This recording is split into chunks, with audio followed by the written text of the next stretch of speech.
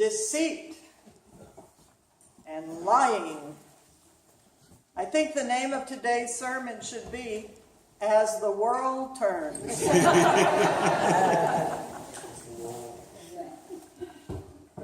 What isn't in the Bible is not to be found anywhere. But let me ask you, have you ever been offended by someone, really hurt deeply by them, to the point where as much as you wanted to forgive them, you just felt like you couldn't do it? All of us have had some kind of pain inflicted by another person. And all of us, unwittingly or wittingly, have offended other people. Our world today is so complex, multilingual, multicultural, that I dare say we might be offending somebody almost any day and not even know it, because we didn't know the customs. In Matthew's gospel today, he actually compares offending someone, breaking a relationship with a brother or sister, to murder. Now let's think about that. Murder doesn't just have to be murder of the body, does it? It could be the death of a relationship. And in Sirach, it makes it very clear. We have choices. I'll give you a little story about a situation in my life. When I went away to college, I knew that I didn't know a lot. But I was pretty confident that I knew more than my father. And every time I came home from college, I was assured of that fact. And every time I came home from college, my father chose to educate me as to why he was not intellectually at the level that I assigned him. And one way of doing that was to push the political button, because my father politically was here and I was here. My father came from Copenhagen, Denmark, as an immigrant to this country. He was fiercely loyal to this country, and he would not countenance any kind of criticism about it. I went to the University of California at Berkeley. Does that tell you something about how I tried to educate him? Well, by the end of the 4 years, I was not really quite willing to admit that he'd gotten a little smarter than I'd given him credit for, but I was willing to admit that I had a lot more to learn. And my father, in his wisdom, tried to provoke one of his political arguments with me when I was home, and I finally said, stop. Just stop. Dad, I don't want to break our relationship. I love you. You're my father. And I know that I am never going to change you to where I am. And I'm for sure that you're not going to bring me over to where you are. Could we just agree to disagree? And my father said, I think that might be the smartest thing I've heard come out of your mouth in all these years. So that's what we did. We agreed to disagree. We figured out a way that we could still be in relationship, but not have to absolutely agree. Does this sound like the Episcopal Church? Where all of us may or may not be in agreement on everything, but we still show up here, we worship together, we forgive one another. Now, we're not interested in murdering relationships, are we? And we're not interested in ignoring dissension either. And if there was ever a time in the life of the nation, this is a time when we've got to figure out how we're going to behave. Because for some of us, our new president is the greatest thing since sliced bread. And for others of us, we're praying every day to figure out how we're going to get through the day. So in other words, we're not likely to convert one another. But we still have this country called America. It's not perfect by a long shot, but it's our home. And so today's gospel challenges us to figure out, what are we going to do to get along with one another in times when we are not likely to be in agreement? Now, there are times when we just, as in the case of my father, we just have to love one another through this time. And I'll give you another example. I actually read this story in a book, but it sounded so much like my beloved husband that I decided to share it with you today. There was a man and a wife, and they had been married 39 years. We are headed for 40 years in June. So we've been together a long time. You know, when you've been with somebody that long, you pretty much have figured out where all the buttons are, where you can push, and where, if you're smart, you don't want to push. And this couple, they just got into a fight one night, into a snarl, and the wife had just had enough. And she just said, you know what? I'm not dealing with this anymore. So she just went to her closet, got out her suitcase, and started packing it. And her husband looked at her like, I wonder what's going on. But she kept packing. And they kept talking. And then all of a sudden, he went over to his closet, got out his suitcase, put it on the bed, started putting clothes in it. She looked at him and said, just what do you think you're doing? And he said, well, I don't know where you're going, but I do know this. Wherever you go, I am going with you. Now, that's the kind of relationship that's in for the long haul.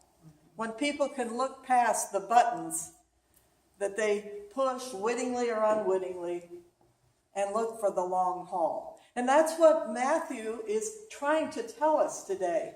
And the reason he was trying to tell us this is because when the book of Matthew was written, it was written for the Jewish people in their own community. They had not gone through the Jewish war yet.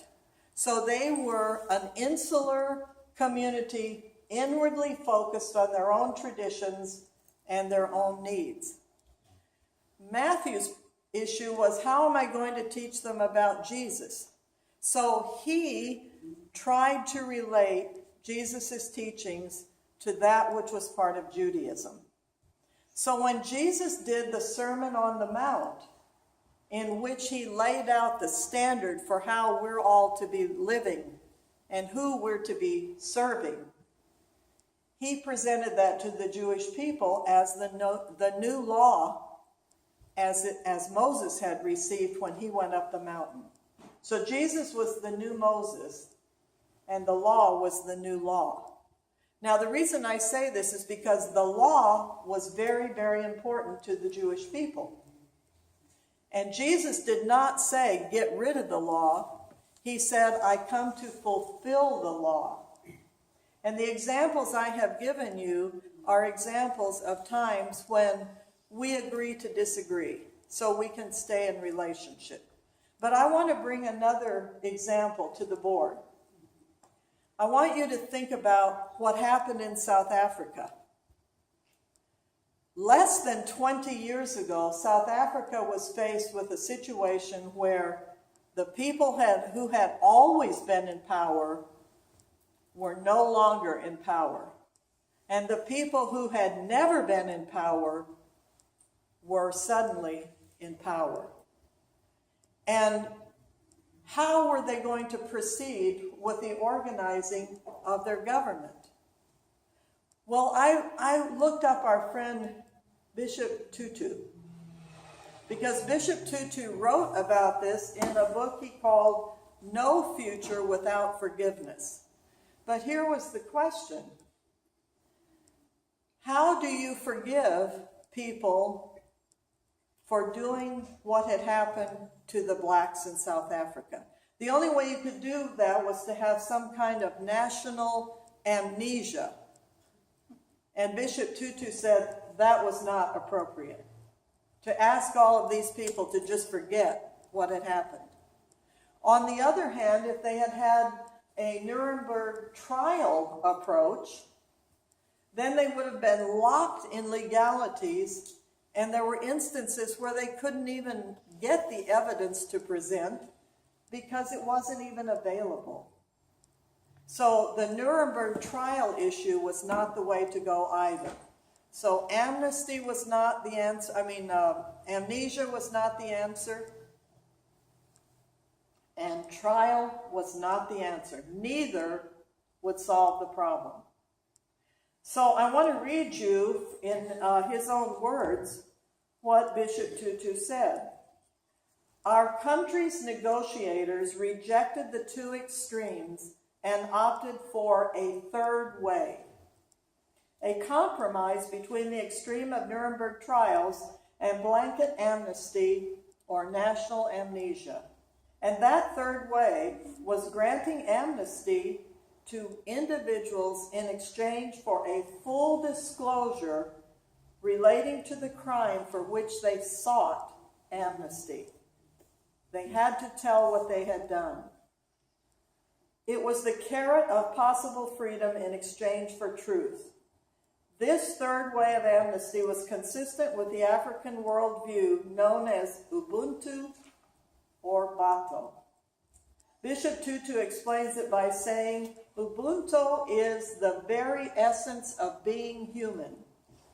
It is not, I think, therefore I am, but rather, I am human because I belong. I participate. I share. Forgiving others is not altruistic, but rather it is the best form of self-interest. Now just think about that, the best form of self-interest. Well, guess what? The Jesus way calls us to seek that third way also. The law is necessary but insufficient for God's people to flourish. Forgetting about injustices is not an answer because it denies justice. We have to find the third way today, I would submit, in our own country, I would submit, to ensure justice and reconciliation among all the people, to offer graceful forgiveness for those who wrong us, and to celebrate the joy of reunion. We must embrace one another as members of God's human family. This is what we're called to do as Christians. And as disquieting and discomforting as that is, God expects us to do nothing less. Now, I'll give you an example, another example in my own family where this had to be done. As I mentioned, my father was a Danish immigrant. But my mother and her mother and their mother before grew up on the Blackfeet Indian Reservation in Montana. The Blackfeet people, as all the other native people in this country, in the 1950s, the early 50s, were asked to leave the reservations because the government had figured out that the reservation system was not working. So they were asked to leave the reservation and go to the cities and get jobs.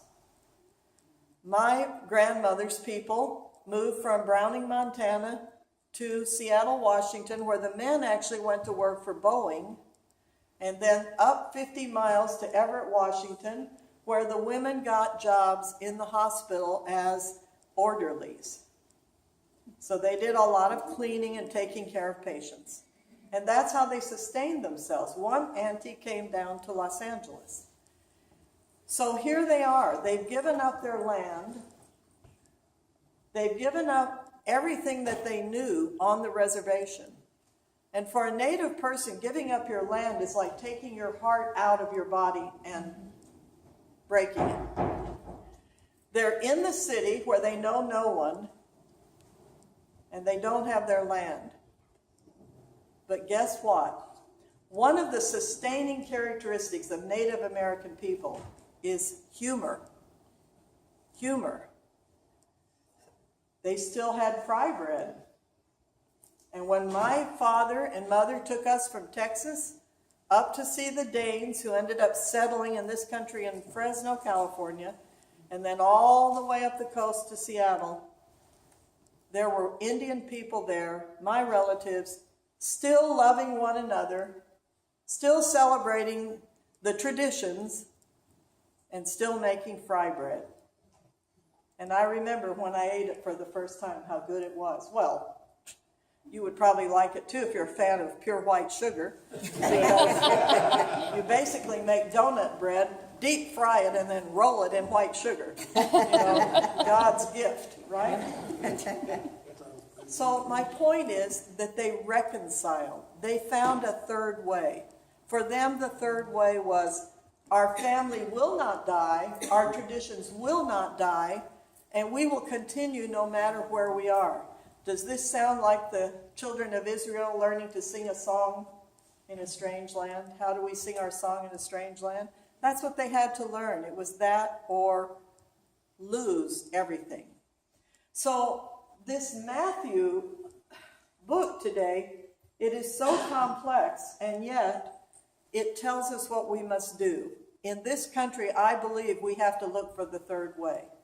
And it's not just forget what's going on, and it's not just tear it down and leave. It's that third way. But we're the people, this church is known as the Via Media. If anyone can help figure it out, it's going to be the Episcopal Church. And I believe that to take Matthew's gospel seriously today, that is what we're called to do. We have to work together. And we have to work with people who are not like us. And we have to listen to them. And we have to think about what is the best for this country. That's the challenge that we face today in our gospel lesson. Now, I would like to leave you with a couple of things to do in the coming week. The first thing is this.